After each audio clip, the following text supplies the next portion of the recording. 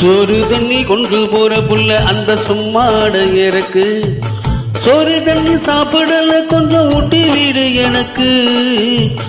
சோறு கொண்டு போற புள்ள அந்த சும்மாட இறக்கு. வேணாங்க வேணாங்க இங்க வேணாங்க.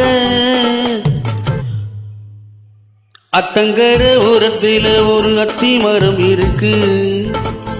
அந்த அத்தி மர நிழலில தான் சொத்து சுகம் இருக்கு. அத்தங்கர ஓரத்தில ஒரு அத்தி